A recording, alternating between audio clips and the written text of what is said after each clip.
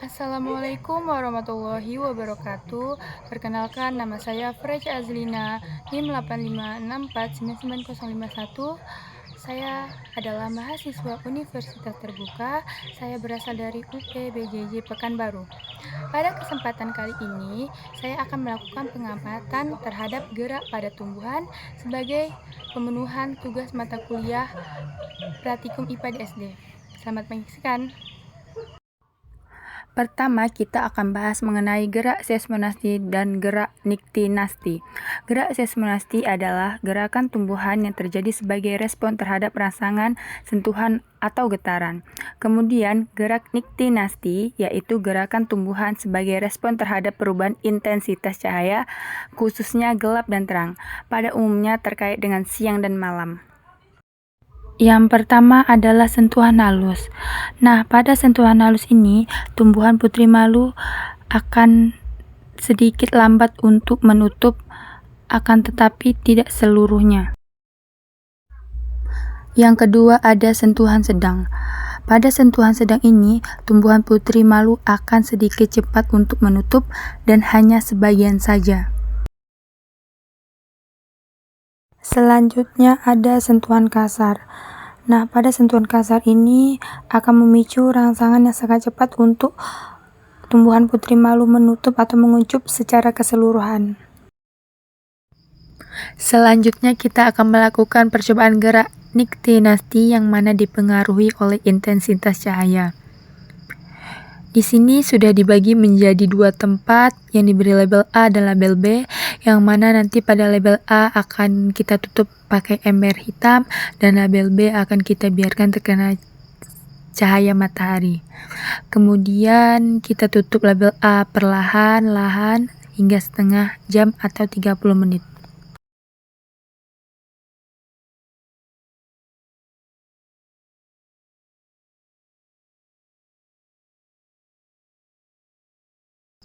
Setelah 30 menit, kita buka label A pada ember hitam dan kita bisa lihat di sini tanaman putri malu sudah menguncup.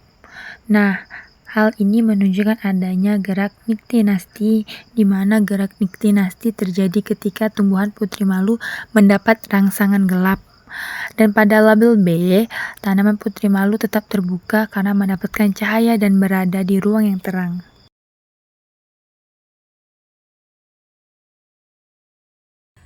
Di sini saya sudah memiliki dua botol bekas yang sudah saya potong, lalu saya beri label A dan label B. Saya juga sudah menyiapkan air, kacang hijau, dan juga kapas. Langkah pertama yang harus saya lakukan adalah menaruh kapas di setiap botolnya. Kita beri air secukupnya 2 atau 3 sendok di setiap botol.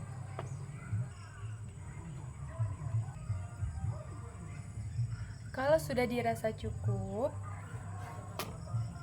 setelah itu kita masukkan kacang hijau secukupnya di setiap botol.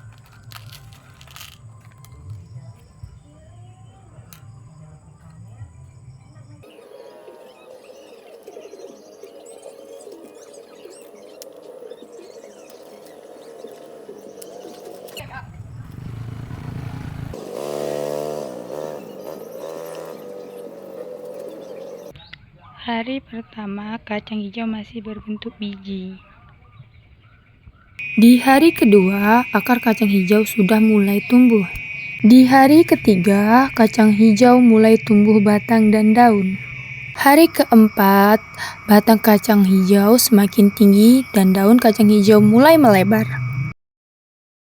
Di hari kelima, pot B diletakkan secara horizontal, sedangkan pot A tetap berdiri tegak atau vertikal. Di hari keenam, batang semakin tumbuh tinggi dan daun mulai memanjang dibandingkan hari kelima.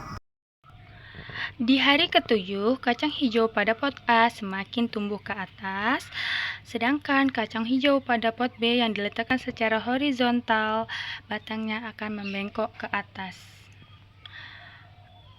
Nah, peristiwa inilah yang disebut dengan gerak geotropisme negatif. Setelah melakukan percobaan, jangan lupa mencatat hasil pengamatan pada lembar kerja.